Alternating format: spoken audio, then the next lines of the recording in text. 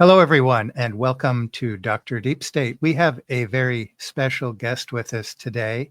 His name is Stephen Kokx. He's been a journalist associated with many publications in his career: LifeSite News, Catholic Family News, Catholic Vote. And we're going to talk about some of the crisis in the world and crisis in the church, drawing from his new book, Navigating the Crisis in the Church. And that happens to have a foreword by Bishop Vigano. And so his ideas are incorporated into one of ours. And this is a collection of essays that attempt to navigate the crisis in the church. And I think you did a really swell job of really putting the parts together and training our site on just what the problems are, particularly from a traditional Catholic perspective. So welcome to our show, Stephen Knox. Delighted to have you on here today. Yeah, thank you for having me, Doc, and thanks for that introduction. Very kind of you to have me on and talk about these issues because there's so much going on in the Middle East right now, so much going on in the church right now, and part of the book is it's divided into two chapters, church and state. So we can talk about all of those things, and looking forward to it. Yeah, well, we'll probably get there. We were saying off camera the idea of Americanism and Mhm. going back to some of the Catholic writings in the 19th and early 20th century, and how we've sort of absorbed our time, absorbed our place in the 20th century. And it kind of, I think it's a good vantage point upon to think about how the church viewed Americanism, or the imbibing or the synthesis of Catholicism and Americanism, and how in fact that spread throughout the world, for some writers infected parts of the world. And that's an interesting topic that I'm drawn to think about with other sources that I've been getting throughout. You began the book by talking about some of the current crisis. We talk about the current Pope, some of the kind of problems that are going on, Pachamama, all these kind of things that are out there in the stratosphere. And Mhm. so you kind of put a lot of these together, things that probably, even 5 years ago, they kind of weren't really on the forefront. I think the Marshall Taylors of the world really just put it front and center. Hey, there's some big problems. And it kind of became a cottage industry all itself, that it's just like, wow, is this, this is something that this is almost funny sometimes, but it's sad. Like, what are we supposed to do about it? So it really is the question of our time. And of course, there is this idea, as goes the church, so goes the world. Mhm. So in a way, really training our consciousness on what's going on in the world, in the church rather, it is kind of a microcosm of the problems in the world. So when we just think about, even you've been writing for LifeSite for more than 7 years. So you've kind of seen a trajectory of kind of things flashing up, and maybe red flags along the way. Mhm. Um, how do you kind of think about this as really kind of coming into public consciousness? Like, wait a minute, there's something different about this papacy. Yeah, and I know there's debates about this so-called papacy too, right? I mean, we Mhm. have Bergoglio's troublesome election in 2013, Ratzinger's bizarre resignation in 2013, maybe it's 2012, I can't remember now. But I think what's happened is we're seeing full throttle the implementation of the council. I think there was I heard it described one time of Ratzinger. Uh, Good hardware, bad software. And that to me kind of encapsulates sort of what he tried to do in his time in the Vatican, especially with the Latin Mass. Right, he institutes Summorum Pontificum, says it calls the traditional Latin Mass the extraordinary form of the Roman liturgy versus the ordinary form. If that's not an innovation, I don't know what is. And so in his mind, and I think in John Paul's mind, there was a attempt to salvage the council. But of course, when we go back, you mentioned Americanism. Those who were at the council, those like Yves Congar, Karl Rahner, Ratzinger himself said, I think at one point, Gaudium et Spes was a revision of Pius the Ninth. John Courtney Murray, the debates over Dignitatis Humanae. That was the victory of the liberal Catholic ideology that was condemned by Pius X, Leo XIII, Pius XII, even in the 1950s, was writing against John Courtney Murray, Yves Congar, etc. And so, they were those individuals were seen as conservatives, but of course they're not. They're just not as radically liberal, radically modernist as Bergoglio is. And so, I think what's happened is that God wants to give everybody, especially the church, a chance to pick a side, to see finally, are you for him and tradition, or are you with the conciliar impostor church? And Bergoglio's done that. In a way, he's a Christmas present to the faith, because he will tell you exactly where he is when it comes to certain matters. Um, Crushing the Latin Mass, supporting blessings for homosexual unions, communion for divorced and remarried, etc. If you look at it from a certain perspective, this is a line in the sand, and God is saying, look, you need to go and do what's needed to keep the faith. I'm thinking right now of people like Bishop Strickland and others. Strickland just the other day praised Archbishop Lefebvre. That's a pretty big step for a Nova Scotia bishop who Yeah. just several years ago was just sort of like learning the Latin Mass. Yeah. I know there's critics of him, and we can talk about that, but I think, look, that's a big step for Yeah. someone who'd not done that before. So I think slowly over time, as as you mentioned, Taylor Marshall and others who are putting out there and amplifying really the crisis, saying in your face, here's what's going on. And people are reading LifeSite and others who are saying, all right, this is a really bad situation in the Vatican. What's the solution?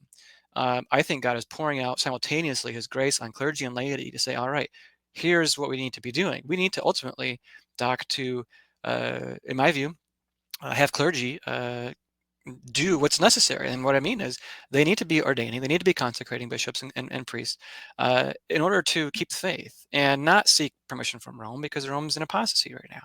So I think, to answer your question, after all that, I think what we're getting is a very, very clear and undeniable evidence of just how bad the situation is, and Catholics need to respond to that by saying, yes, this is very dark, and we are going to keep the faith no matter what, if we're excommunicated, etc. So I think, if anything, has been a clarifying moment these last 11 years, and I hope more Catholics, when they do buy the book, and here's just a copy for holding that up, we'll learn more about it and to say, all right, this is where the truth is, and here's what we need to do. Yeah. Yeah, very good. Well, let's fine tune that a little bit. So it's called Navigating the Crisis. And what are a couple of the big variables that kind of lead us into it? We said the word crisis, and this has come up on people's radar. There's a whole world called influencer world, and there's sort of a pitting. Some prophecies say bishop against bishop and cardinal against cardinal, and maybe it is Christ coming with a sword to divide. But there are definitely indicators here. And then we have a whole world of Pope splainers versus the rad trads, and everybody's kind of got their camp, and it becomes sort of like a Catholic spectacle that all too often kind of mimics the world. And I think, from my perspective, part of it is kind of seeing it, identifying it. I think that's important. And yet being in the world, but not of it completely. We have responsibilities in the world. And so I thought you did a really good job of looking through the tradition, bringing a lot of these problems together, and putting some glasses on us to kind of see the parts as they are. So from a historical perspective, as far as the book works on it, do you want to go a little bit further and kind of say, what are some of the big things when we define the crisis of the church, or if you want to go further, the crisis of our age? Yeah, I think what you can say, aside from prophecy, because I do unfortunately think there's a large number of Catholics who are just like obsessing over which part of the book of Revelation we're at, right? What is Trump's role, etc. And that's not all a bad thing. I think it's good to, as you said, know where we are, kind of have a general idea. But I think, whenever I have these conversations with Nova Sordo friends of mine, even traditionalists, I say, what are the facts on the ground? What are the facts on the ground? And the facts on the ground are, at Vatican II, we had clergy who were condemned in the 1950s, in the 1890s, and even before that, who are subscribing to neo-modernism, neoliberalism, etc. And they ran roughshod over the conservatives and ran a coup at the council and instituted those ideas in the documents, right? Unitatis Reintegratio, the liturgy itself, Dignitatis Humani, ecumenism itself, right? The Church of Christ is somehow contains these other religions. So that's a fact. And I think, what else are the facts? We have individuals wearing white papal vestments, who wear the cardinal's garments, who wear bishop mitres, who are not preaching the faith of the fathers. In fact, they're preaching the complete opposite. You don't find anything that's being taught today ever taught in the church's history when it comes to the big issues. Again, ecumenism, religious liberty, the new mass, etc. So those are like two simple facts to kind of focus in on. And I think when you kind of tease it out, why is the church in crisis, or what is the crisis? It's pretty much that. It's that when Catholics today walk into a church that calls itself a Catholic church, and that's increasingly decreasing, isn't it? Because when you walk into a Catholic church today, a lot of these churches and these communities, they'll say, "Oh, Catholic community," or "Catholic, people," or something. Right? They change their names to these neo-Protestant terms, and what they're getting, the liturgy is not Catholic. It's acceptable to Protestants because Protestants worked on the liturgy at Vatican II, and from the pulpit they're not getting a Catholic sermon. They're getting pro-LGBT, pro-homosexual, pro-globalist, open borders nonsense, and this is against, again, the traditions of the church. So what we have is, simple terms, is an institution that was erected in the 1960s that has, and they admit this, and all the sacraments are revised. Yeah. The calendar of the church was revised for priests to pray their breviary. The breviary was shortened.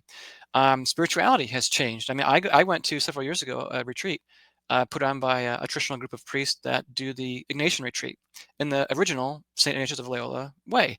The Jesuits today, they make a mockery of their founder, just like I wrote a book on St. Alphonsus, the Redemptorists do today. So we have a crisis when it comes to understanding what the church is, what its theology is in relation to tradition. Clergy not knowing what the actual faith is. They begin, again, everything at night in the 1960s. So I think that's sort of like a launching pad for maybe a larger discussion, is to say, look, we have a church where, in the book, I call it a puppet church. I call it the conciliar impostor, and this is, of course, mentioned by Marian apparitions, etc. Yeah. And I think that's the easiest way to understand it is, look, this is not the Catholic Church. Where is the Catholic Church? We can talk about that. But these men are not, objectively speaking, preaching the Catholic faith. And the seminary and everybody else, religious education directors, RCA directors, they just don't know. I think that's it. They bought into the lie, the myth that's propagated by folks like George Weigel, all these other conservative individuals, so-called conservatives, that the pre-Vatican II church was rigid, insular, diminished, brittle, and the statistics don't prove that. In fact, the opposite. So there's a bigger thing to be had here, but I think that'd be my preliminary remark on that question. Yeah. I'm gonna release probably this video and another one at the same time, and the other video's got a sensational title with popes and portals and mystery drones. And I'm sure that phrase mystery drones it's probably pretty ephemeral. It'll probably look pretty silly in a few months, but who knows? But at any rate, I guess when one digs into the story that the Pope is not really opening a portal, he's opening a door, and it's maybe connected to the poor church or the Church of Kinesis. Lots of stuff could be buried there. However, on the other hand, there's a lot of prophecy, some Catholic prophecy there's this story about the church was always attacked from the outside. And of course, with modernism, the fusion of all airs, it begins to be attacked, well before Vatican II. It's just kind of really punctuated there. But some prophecies point to, this man investments that will someday open the door. There's going to be so much apostasy from the hierarchy that he's opening the doors to let more evil in. So in a strange way, it's maybe not like these interdimensional doors that the press is doing when they're playing with it, but maybe it does speak to another part of, but that's just being kind of silly. But it's there maybe analogy in terms of analogy for some reason or other.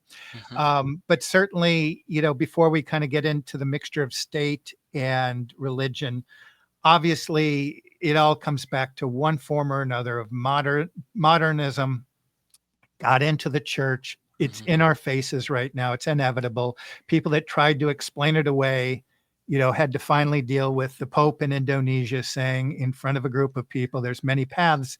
Yeah. And what are you going to do with that Hmm. suddenly? Like anybody that was looking the other way suddenly has to deal with this. It's front and center. And maybe what you're saying, it's really time to see which side of the ditch you want to get on here at this point.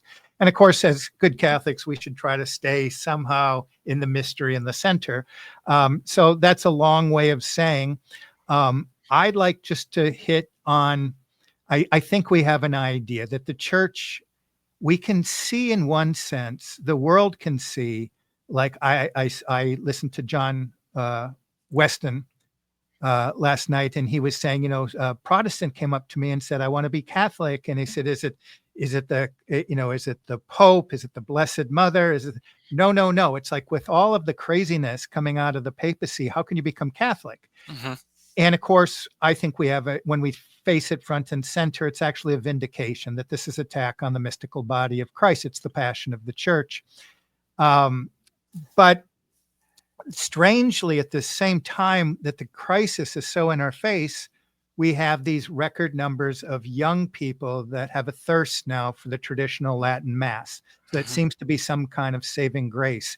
And this, I just did an interview earlier that the exhaustion of mega churches and the ripped jeans and something that's really behind all this when Yeah. we kind of try to really get to the nut of the crisis in the world that is the crisis in the church, something throughout all of the passion and the confusion and the killing of the king that emerges is apostolic succession and the magisterium, and the idea that among all this confusion, there is a unity and a promise of Christ that's still present.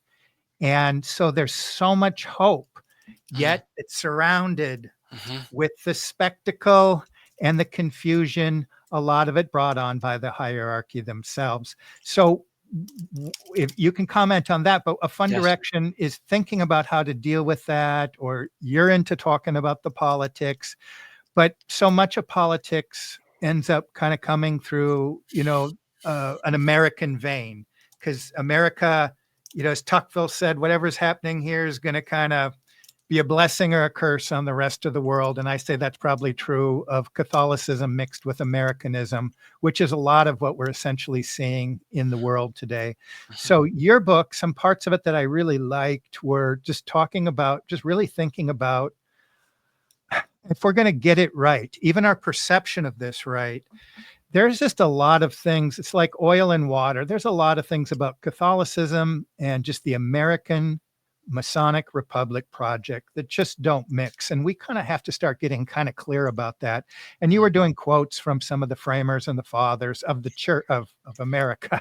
Hmm. And these people, as I have said, you read some of these comments and their animating principle is to make a new order of things separate, and they want Catholicism in the ash heap of history, and they want to be the phoenix rising, and it becomes so clear that we have to partake in the politics of America, i.e. this world, but you know at some point maybe we have to have some sort of discernment about, like, front and center at its Yes. very core, this is the modernism in the world, is the modernism introduced by America.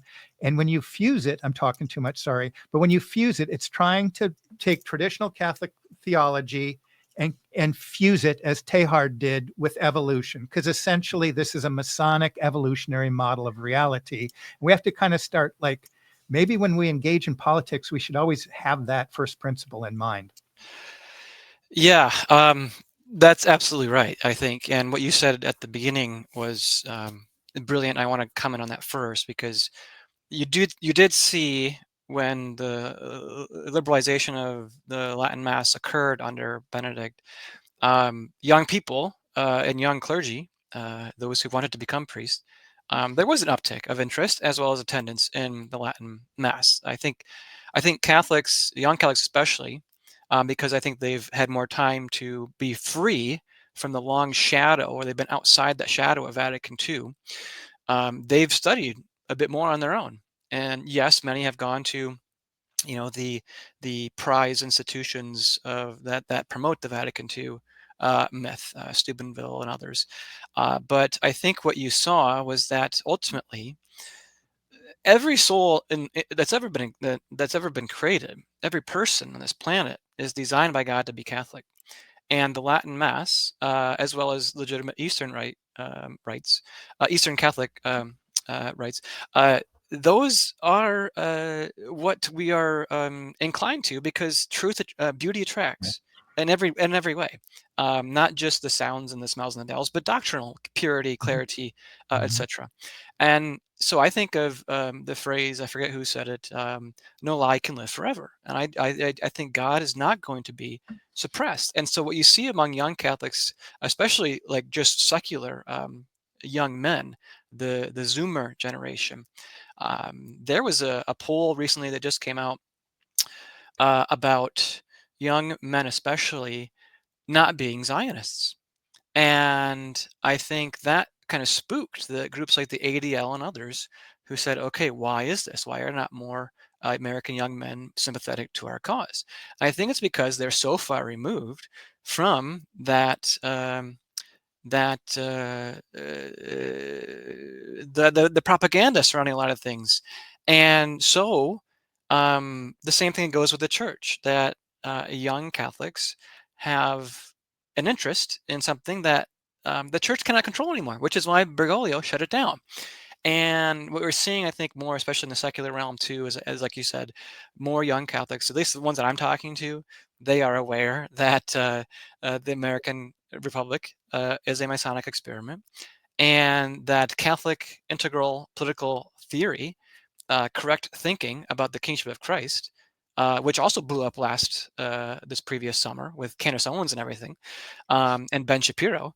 I mean, Catholics are the future. They understand this, and you see a number of converts. I think even Candace Owens being one of several prominent individuals to come to the faith of our fathers, and to say, all right, this is the answer. And she's gone just hog wild on these questions, and I think that's what you're going to see more of, especially with the United States. I think one book in particular, to close out my thoughts here, is a book by Bishop Sagod. I don't know if I'm pronouncing that right, but Bishop Sagod was, I believe, a Brazilian bishop on the verge of Vatican II. And when he attended the council, he published a little pamphlet, and you can find it online. It was about what Vatican II needed to do. And he talked about the international finance. He talked about communism. He talked about atheism and all the major threats to the church. And he said, look, we need to call this out. This is an organized effort being clearly done on all fronts, and we need to take it head on. And I think that's what young, especially people today, who again are away, who have a very long distance away from some of these myths, who are not buying into it anymore. And so they're free thinkers. This is again I think the problem that they see with social media. I think John Kerry just recently said free speech is a problem to our mission, and it rightly is, because when you don't have the ability to propagandize and indoctrinate people, people realize that the lies about the 20th century are lies, and that's a very dangerous thing. Yeah. Wow. Okay. You really pulled to, starting with this idea, there's a division, and maybe it's cardinal against cardinal, at least to some tiny extent. We see a little bit of that division. But then in the masses, between one side or the other, and they're waking up, for lack of a better word. In my personal life, working with students, I don't see these people inquisitive, but I know the numbers are there for some of them, and they're going to the traditional Latin Mass. But what you're saying is there is a component, like I'm holding up a classic right here. I won't even say the Yes. name of it. Mhm. And I'm doing this, y'all, over on Locals. We're doing a lot of stuff over there. I'll leave the links in the description. But I guess that's one thing that I've tried to do, is when you see a narrative, if you can say it in a simple way, here's the serpent and here's this, and we can see it throughout secular history and redemption history, and it's kind of coalescing together. Mhm. And maybe, like you're saying, if the key variable here is the social media, X, TikTok, obviously, Rene Girard say, everything is double-edged in reality. So the same time it's degrading our minds and getting us into the spectacle, the very same tool can actually help to bring other people out of the spectacle to see the spectacle that it is and to return to reality, which ultimate reality we argue is the Catholic Church. So it's very interesting because I've never used this term before, based, because I think the way I see it used in a weird way, inconsistently, but so I'm too old for that term. but, I'm but, getting there too. I'm almost 40, so but a lot of these young people calling themselves base are getting a little hip to the yeah, fact that there's a lot of propaganda in the world. yeah. A lot of the historical narratives are his story of the devil, and that there are some central truths in Catholicism. And the rock, which is we call the rock of Peter, the rock, it's a safe rock to stand on, because we see that there is, and it's a long time in coming, and these stories of the coming home network, but a lot of, you start to hear that, like as a Protestant, yeah. I mean, how many times can you keep dividing and dividing and dividing without finally going like, wait a minute here, Mhm, So I mhm. think a lot of these parts are coming together, and that's definitely it's both the problem and a part of the solution Yeah, are yeah. devices and Mhm, social media. And we see it especially when we say the enemies of Christ are the ones right now saying things that are so totalitarian, like calling publicly for censorship on mhm, both sides. And mhm. we're in a unique time when that's crying out. So yeah, there are some people, young and old, that are just kind of saying, wait a minute, as crazy as it sounds, the answer is probably in the last place you'd look. Isn't this all just some gigantic Jesuit Illuminati spirit? How could there be truth under there? It's the last thing, somebody looked. Mm, But that's how Christ spoke in these paradoxes, and that's why. And just like Esau and Jacob, there'd be mm. two worlds in the womb of the mother. We see certain truths kind of pinned together in our side. So both the problem and the solution sometimes can sort of be clinging together. And maybe untangling that's part of the idea of finding our ultimate liberation in Christ. Well, I think one thing that comes to mind is I just wrote about this for LifeSite was a document that was approved by the USCCB's Interreligious Affairs Committee president, and I don't know if you saw this. He Yeah, we talked endorsed. about it over on Locals the other day. Yeah. Leave the link in Okay. the description. Sorry, Stephen. Yeah. Yeah. So you see the occupied church here in full regalia, right? This isn't as uh, condemning 2,000 years of church history as being evil or hateful. That's preposterous. So anyway, yeah, all about it. So I think that's it. But I think, yeah, I mean, if you go back to Gregory the 16th, Leo the 13th, and Pius the 12th, they say error has no rights. Immoderate license, freedom of speech, etc., leads to the desacralization of holy things, a contempt of righteous laws, and a smearing of a country uh, into nothingness. And so that's what we have. So you're right to bring this up and say, look, it's a double-edged sword, because look at the American founding. They unleashed this modernist Masonic experiment, and what have we got? This is what we end up with when you have ultimate unhinged free speech, and the church always defended error has no rights. And so this is again why we need Catholic nations, and why Vatican II is so to blame, I think, for a lot of the things that happened afterwards. Because you look at the Constitution of Ireland in the 1920s, you look at the Constitution of Brazil and Portugal.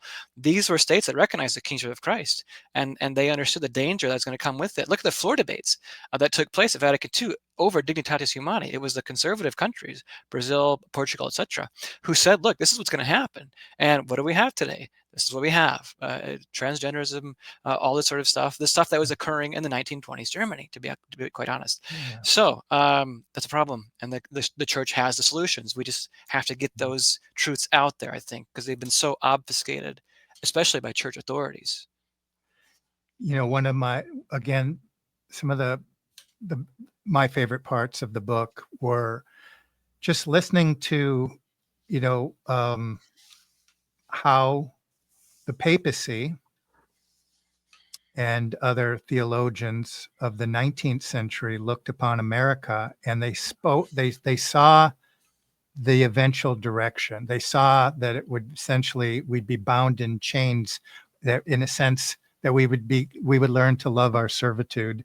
And it's just a language that if you're not used to it, I just find it so clear and so refreshing. Mhm. And just, it really helps return the mind to reality, which of course is something I'm beating on all the time. And so I really enjoyed that part of the book because um, the hierarchy doesn't speak like that anymore. Right. And even the most clear thinking ones, are going to maybe point out some problems of what's going on in the world today, when you can actually go back there and you can see the ultimate purpose is, as the regimes would do in Christendom, it's the salvation of souls. It's your ultimate true happiness. It's the concern and getting the order right. And of course, the modern world, when we took, the position of the church that was on top, we structurally disordered society, and that leads to disordered minds and souls. And so part of that is recognizing that, hearing good language, it just helps us to start at least reordering this grand narrative that we've been fed, that the whole purpose of life is about our own comfort and our own, maximizing our own utility. When you think about that, to me, it just is one important part of returning to a road of the fullness of reality that the Catholic Church has always taught. Okay, let's do a question. I'm talking so much and I'm listening. I was kind of absorbed in you. I go, oh, what's the next question going to be? Okay. So, okay, well, this is maybe where I'll, kind of, here's where I really liked this part. And I really thought, bringing the tradition into it, you dealt with Zionism and the problem that it is. You dealt with the idea of a uniparty. You dealt with the pandemic, and you all these things are there, and all those things are there. And then we maybe get to the touchier part where I'm going, we're talking about, and I'm going to be gentle here, Trump and the deep state. And this is where you're weaving Vigano, Archbishop Vigano, into the narrative. And I'm going to try to shush up here very quickly. I couldn't find it earlier today. It's right underneath my nose. Archbishop was central thread. Why, I said at the beginning, why does he see something, the fourth industrial revolution, when nobody else does? And then I returned to him again, that thread, it popped in and throughout. And I watched everything he was doing for 3 years. I read everything, watched everything. I really thought he was one of the most important points, voices in the world. But I was questioning things from the very beginning. I always did that with some severe reservations from that 2020 letter, Children of Light, Children of Darkness. Always found that a little bit problematic. But his position, and I do occasionally see some of his, I don't do text. I always have to qualify that. I don't do X very much. I hate it, in fact, but he is tuned in and I'll see it. I'll wait a minute before, because somebody just has been telling me recent things he's been saying. But okay, so the deep state and Trump as part of the solution. So how do you reconcile just this whole trajectory of this mishmash of Catholicism and Americanism, realizing it's hard. There's a lot of parts on the ground. What are we going to do? So you've really, I think, just nailed the problem right there. The solution, I'm still looking. I'm really open to any solutions. The idea of just detaching, I say for now, for the sake of getting our heads screwed on, I think there's a lot of demonic back and forth. And I think we just need to kind of have a little space right now to look at things. But we do have to really start thinking about good solutions. And you're willing to think that through. And you've ordered your book in a way that it's kind of ongoing at the end. You're going to attach further events into what you've structured here. So, Stephen, I'll let you take that however you wish to. Well, I think I'll answer the last part of that first. I think the solution is supernatural. I think what we Yes. all want. What do we all want? We all want a someone who's wearing the white papal vestments who's Catholic. We want someone who wears white papal vestments who's supporting the traditional Latin Mass and defending the traditional teachings of the Church. Can we actually get that today? If you look at all the cardinals, uh, that seems pretty hard, because even the most conservative ones, um, they're not going to do that. They're not going to go and just cancel Vatican II, which I believe is ultimately the the solution to a lot of the problems. In fact, when that happens, I think we'll know that's when the crisis is over. So, having said that, um, I think I think until then we're sort of in a holding pattern. I know it's not the attractive answer, Yeah. but I see. I've been in tradition 11 years now. I've gone to different communities. I've gone to different seminaries and met different priests and clergy, bishops of all kinds. And what's happened, as you've alluded to several times in our conversation, is that really what's happened is the Masons have won. They've installed a pope to their liking, so-called pope, and when that figure doesn't have his head on straight, or if he's not even the pope, again, the church is a hierarchical, it's a pyramid. So when you don't have the top working, everything at the bottom is going to be division. It's sort of like siblings in a household, and the dad's gone. There's going to be natural rivalries. The older one's going to pick on the younger one. The siblings are going to join up and pick on the others and say, oh, you're wrong. This is what kind of has to happen when we don't have the Pope confirming us, St. Peter confirming us in the faith. So I look at it as a sort of necessary trial God's putting us through to Uh-huh. allow, just like He did at the time of His crucifixion, to let it seem that that the enemies have won. And I think I heard a sort of interesting analogy that I think is kind of helpful, at least in my own thinking about the crisis, is that we are near near the end of Christ's second, um, if you will, crucifixion, and you might even say that the soul has left the body. We're all looking at the body of Christ, the Oh, mystical wow. body, and we see it. We enter these churches, we see the clergy in white vestments, papal vestments, and red vestments, but there's no soul there. There's no tradition there. It's an imposter religion. So the church is in a literal, in a figurative sense, dead. And so that's what Mary and John were looking at the foot of the cross. Christ was still there. And so they buried him, and then 3 days later he resurrects. So I wonder if there is a similar analogy to be said here about where we're at with the church. And in the meantime, the apostles, they fled. John was the only apostle Mm. there. And so what's going on? I know clergy who are in outposts in Europe and in small countries doing their best, like Vigano is, to sort of clean up the shrapnel after this war, after this explosion, and to get together young men who want to still be priests and save the faith.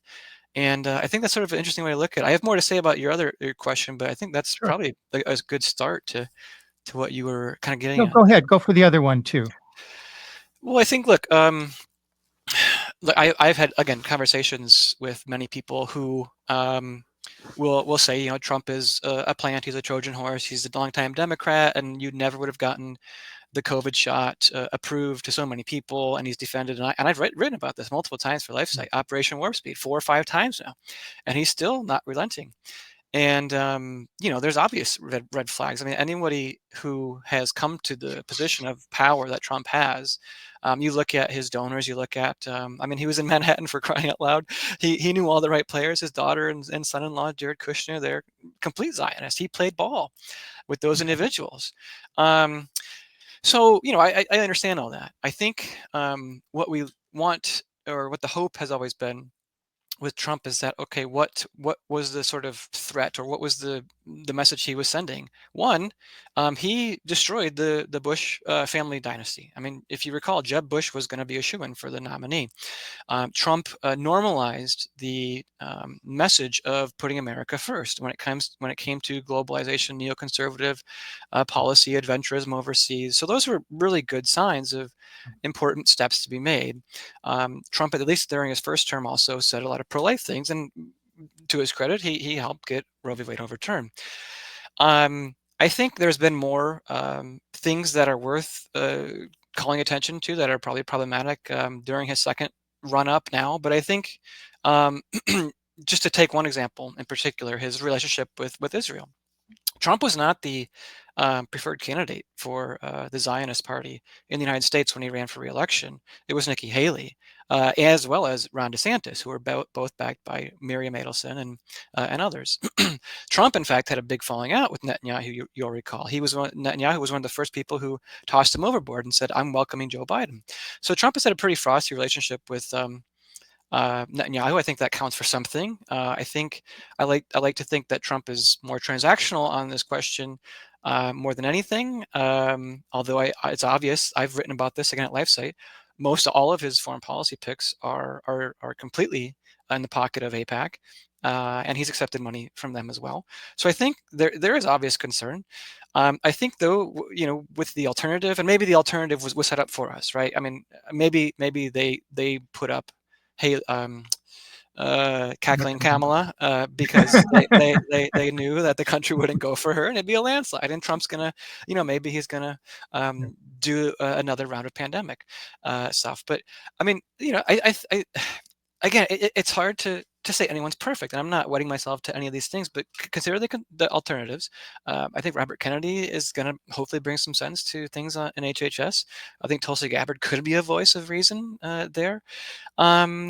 And again, I'm not ignorant of all the other concerns. I think, and again, I'm not speaking for the Archbishop, but I think what you see here is what is the current situation, and I think there has been enough said, at least Trump, to especially voters in Michigan, where I live, to Palestinians. He said he's going to get this war over.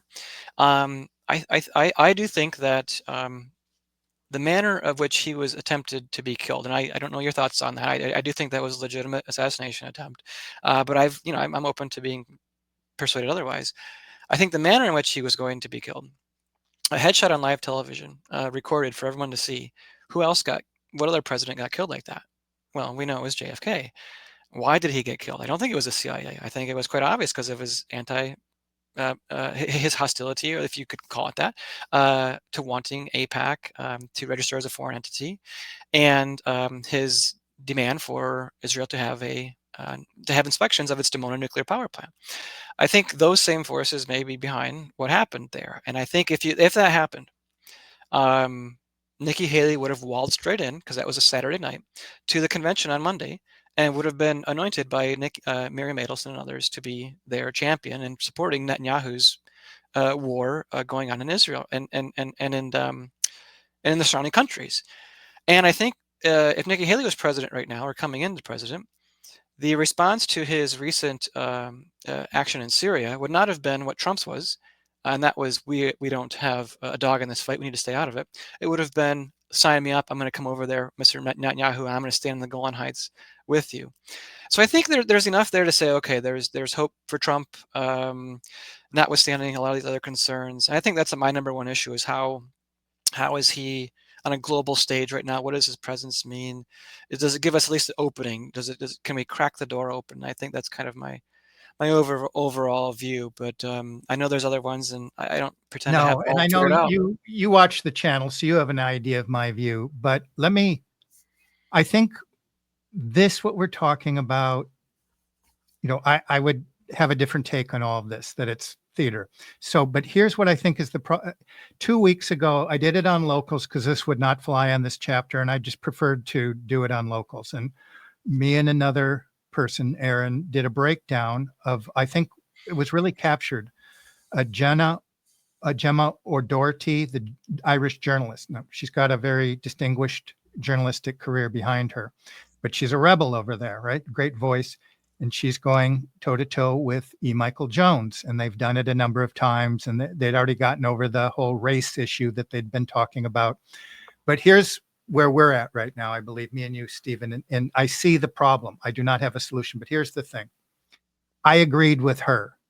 And here's the thing, is this is a Kabbalistic working. They literally stage, she said, lifetime crisis actors.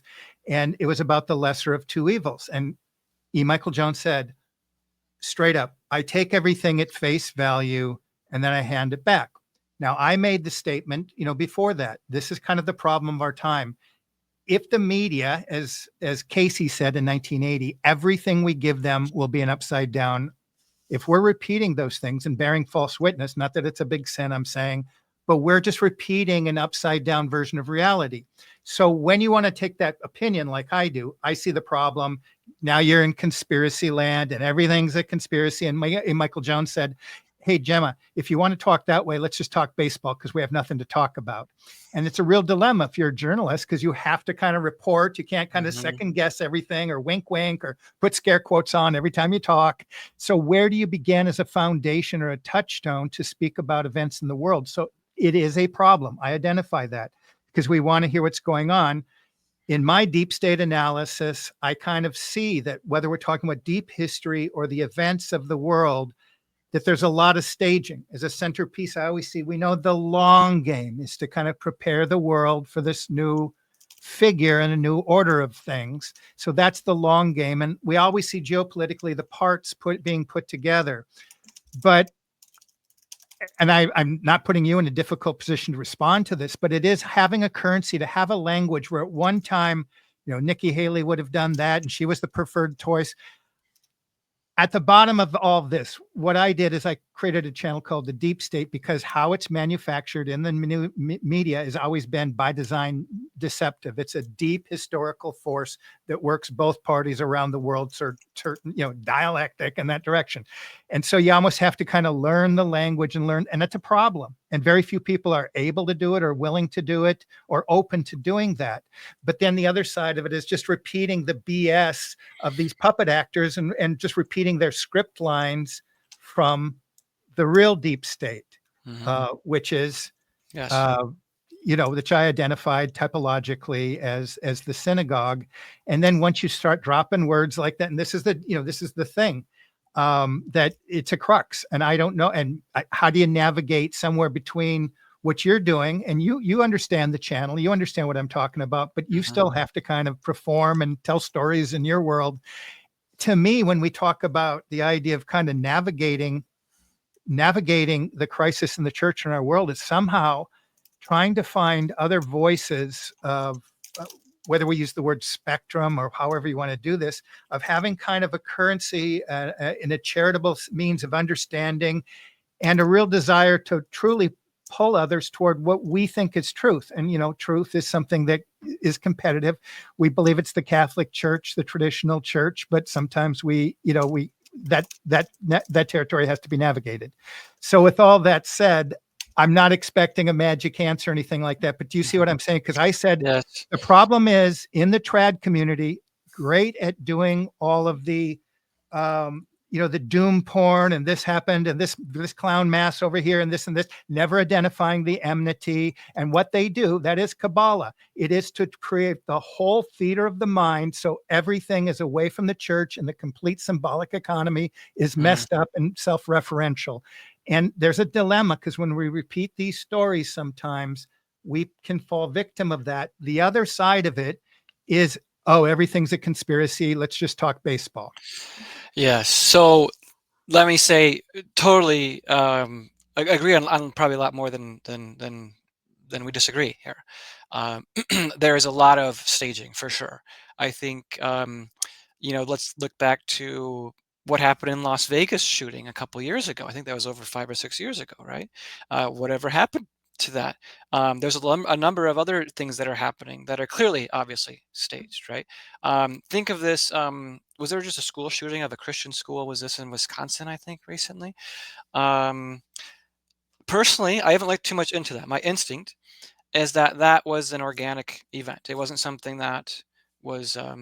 I haven't looked into it. Okay, so maybe it's irresponsible for me to comment on it, but the way in which the media is not covering it, because usually they make these things like for 3 or 4 weeks at a time, and it's this biggest thing. It's just to distract you from something else that's going on, and to raise a political argument about gun rights and everything. But this hasn't had that effect. So I totally agree. There's a lot of things that are clearly misinformation. There's controlled opposition. There's narratives that are being pushed, especially by the mainstream media. That's all they do is lie. But I guess my response, I've had conversations like this before, and my response is, how much power does the enemy have? Is there any room Is there any room for grace? Is there any room for answer to prayers? Is there any free will even allowed anymore? And I think my answer is the Holy Spirit's still active in the world. And when I read what Archbishop Vigano says and read his commentaries, and I, like you, I've read everything he's put out there. I say, okay, what is at work here? Is he trying to gain an edge? Is he trying to enhance his status? Is he, or Trump for that matter, just wanting to spend the last 4 or 5 years of their life? Are they possessed by the devil? I mean, all these politicians so blackmailed, where they are completely controlled. There's nothing. It's just an act. And there is such a thing as perfect possession. We know that. Mm. Hillary Clinton, Bill Gates, we think these people are just openly vile. Klaus Schwab, those are serious bad actors. Yeah.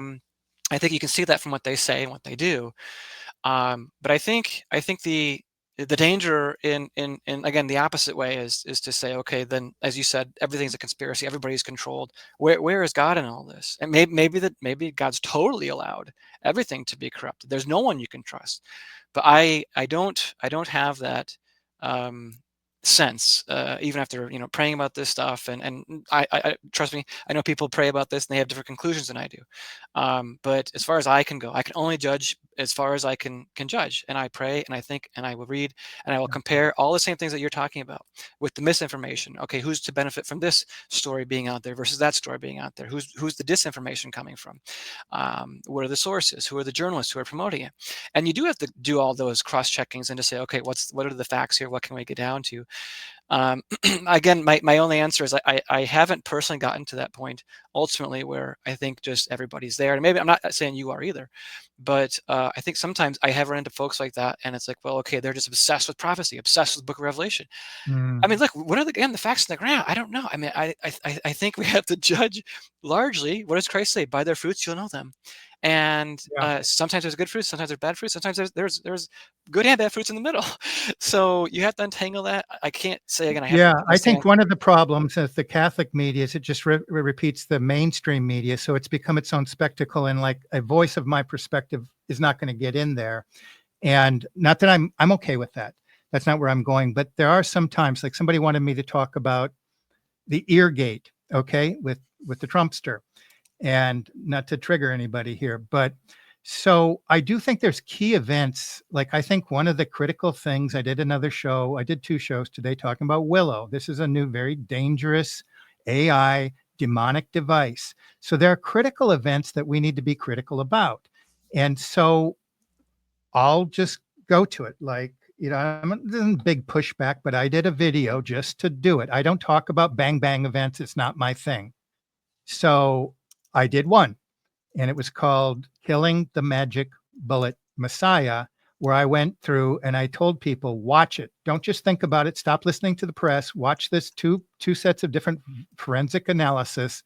And you, if you were on a jury and that was presented to you, would you sit there and repeat that this is magic, this is God working? He's called. I know he's not perfect, but God work, and all of that kind of stuff, and just talking like a Protestant, frankly, in terms of magic. And I know he's not perfect.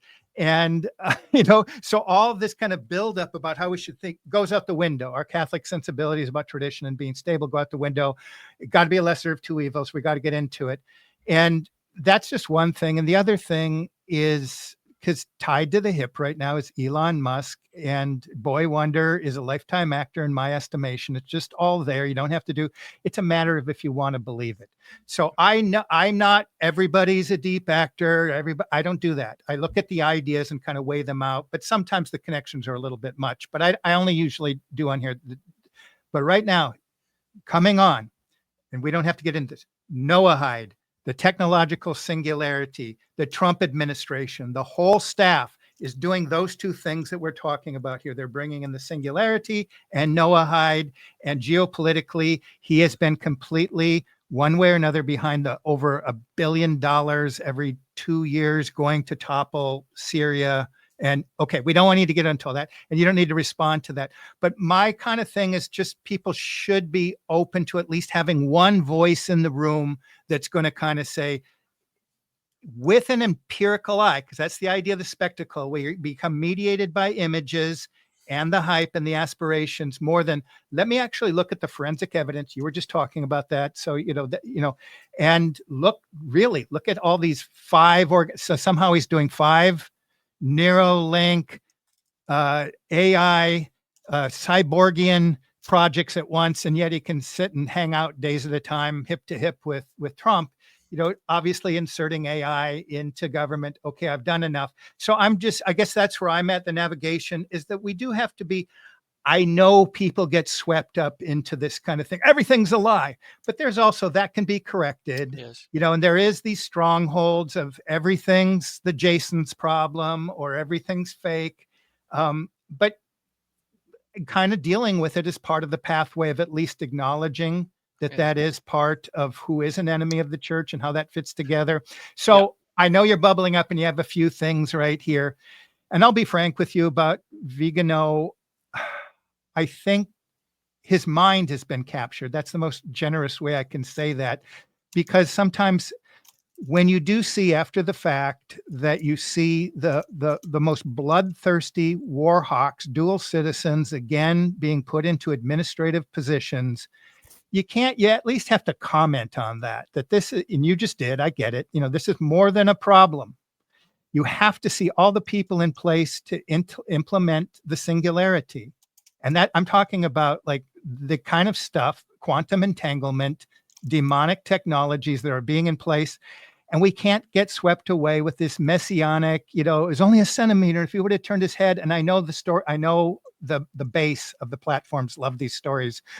And I'm just saying, and I think you're a good person to kind of navigate the middle ground. As a journalist, you're more open to at least hearing these kind of things and thinking them through than probably almost any other journalist, so that's a powerful thing to me. Yeah, so I do hope, you said it earlier that the Catholic media doesn't at least think about the things that you're talking about. And I think LifeSite actually does.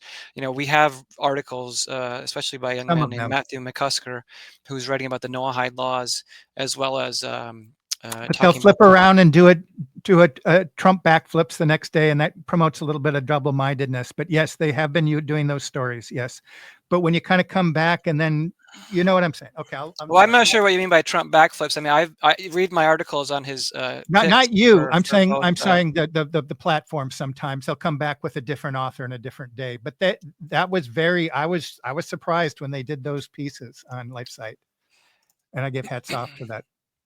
Well, I think, look, if you look at some of our coverage on the Zionist issue as well, Frank Wright Yeah. is one of our best writers, is on geopolitical analysis, and so is Patrick Delaney. I don't think any other Catholic media outlet's ever calling out the genocide that's really going on and writing about that. So I think there's really good things going on there. And I do think, yeah, I mean, there's concerns obviously with Trump. I think Nick Fuentes was one of those young voices, again, one of these Zoomers who was warning about when Trump gets in there, he's going to surround himself with a lot of these neocons and Zionists and others who are controlled by them. And I thought that was a big concern for sure, and it's been proven right. So kudos to Nick for having said that. But yeah, I mean, Musk AI. I think we've been on top of that too. I'm not here to defend LifeSite. I'm not here No, to I come on know. and talk about LifeSite, but I think that's a big concern too. Is are these individuals, Vance especially, Peter Really, Thiel, really. Musk, these so-called right-wing oligarchs, are they just the new version of Bill Gates to make things palatable to the masses, such as you mentioned, Neuralink and other technology when it comes to AI? And is Exactly. that sort of the new future coming in? Yeah, and is Trump the vehicle to do that? Obviously, it's what's happening. It So is. I think it's prudent though to remember too. I think with again Kennedy, I mean, presuming he'll get in there at HHS, I do think he's looking at the vaccine early schedule for children, and we're already seeing pushback from senators when it comes to that. But yeah, I mean, look, these are all things when the church does not have its head on straight, and No. it most certainly does not. It's up to you, folks like us and others, to say, all right, what's the best solution? And without a shepherd to tell us, or to guide us at least in some way, we're going to come up with our own solutions about different things. So that's the best we can do. Yeah. No, that's I think That's what your book does. It is a hard middle path, and we do identify those. And LifeSite does a good job, more than anybody else, of kind of identifying it. But yes, think about the hierarchy. If there's a pandemic down the future, if there's lockdowns in the future, the ecumenism in there that's going to try to really bind us to some of this Noahide stuff.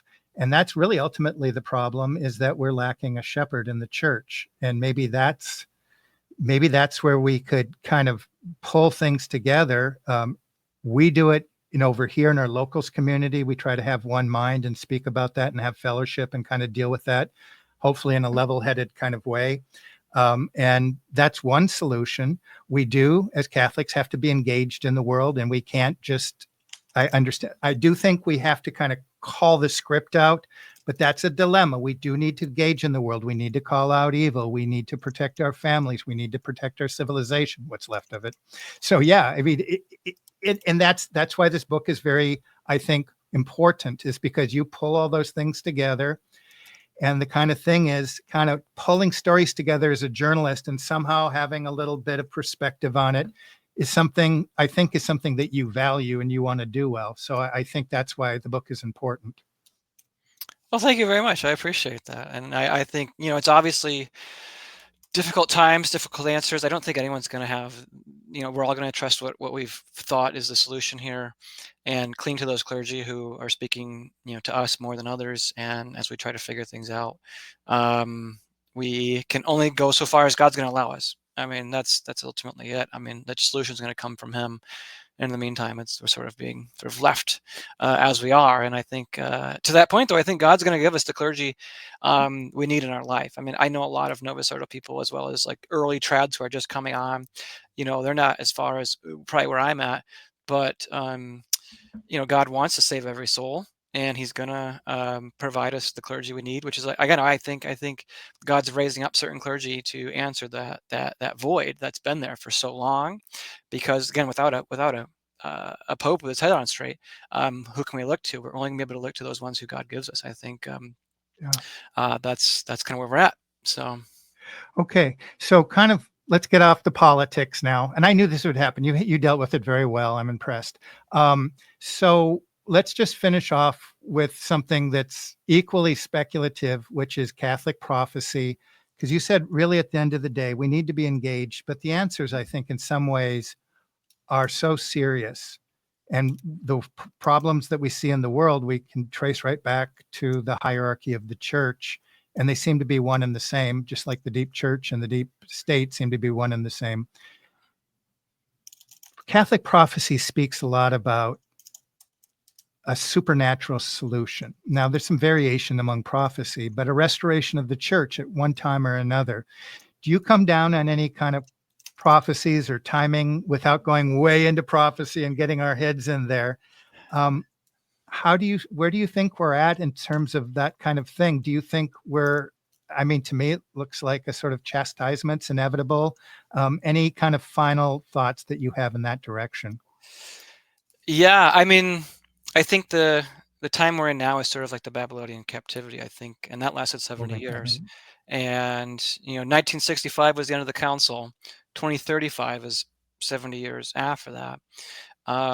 My presumption, or my only strong conviction on this, has always only ever been the way out of this is for more martyrs, to actually have the bloodshed of Oh, those wow. who Yeah. are really on the front lines of this. And we don't have too many cardinals these days who I think would be martyrs if given the chance. Because what do they preach? They preach the Yeah. conciliar false religion, to say, okay, Protestants, Lutherans, Anglicans, etc., we're all sort of part of this one body of Christ, and this new church. And so there's nothing to die for anymore. They would only die. You know what I mean? So that, I think, is the situation in the church. I think ultimately, to kind of put a bit more of a specific point to it, is in centuries past, heretics, schismatics, they separated off from the church. Luther, Yes. Yes. Huss, etc. They started their own communities outside the church. They built their own buildings, right?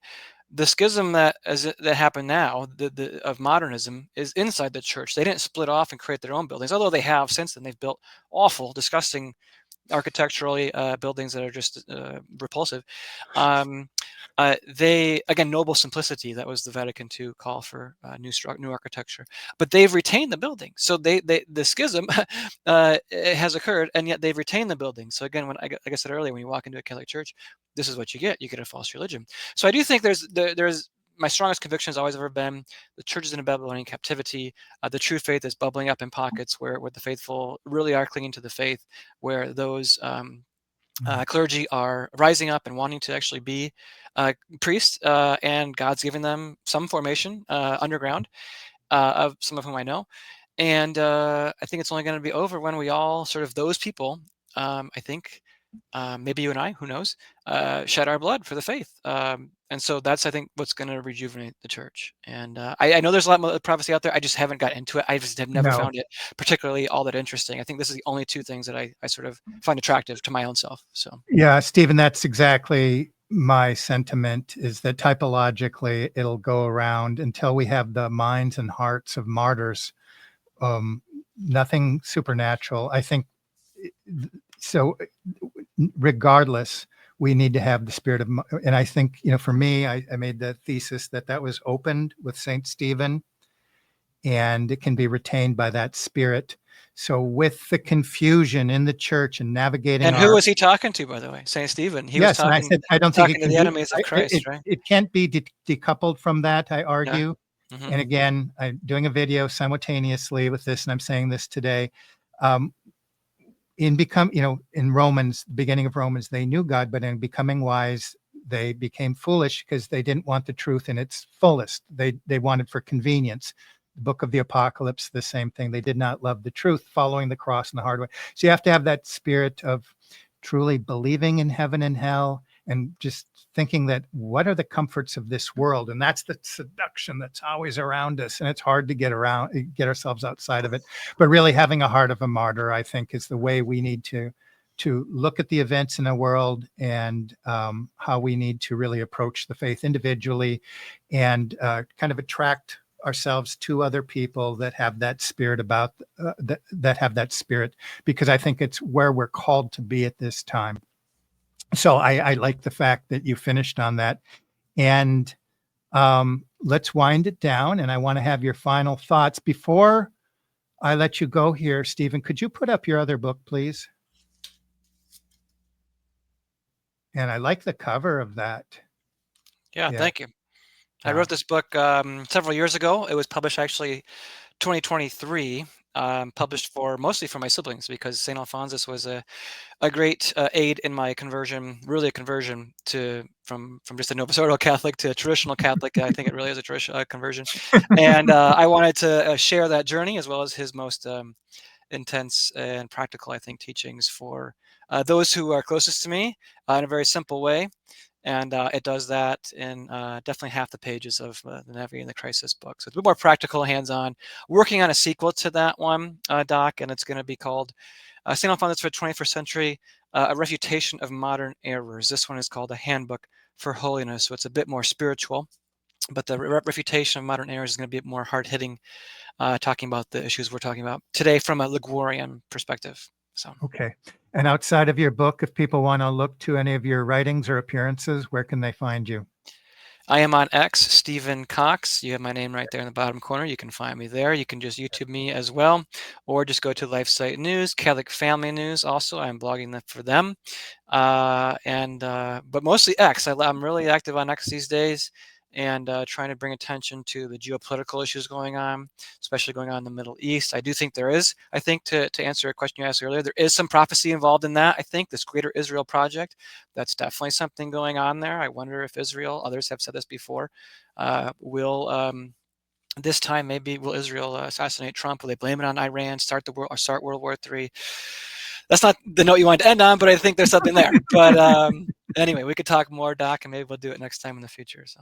Sure. It's been a delight, Stephen, and we're going to let you go. Goodbye, everybody out there, and thank you for joining us. This has been Stephen Kokx, and his new book is Navigating the Crisis in the Church, and he was great enough to deal with some of my little bit of pushback, but it's got the wisdom of the church from the ages, and I think it really does paint a picture of the crisis in the church and the world, and the difficulty with really identifying and living by the right solutions. So this has been Dr. Deep State, and thank you all.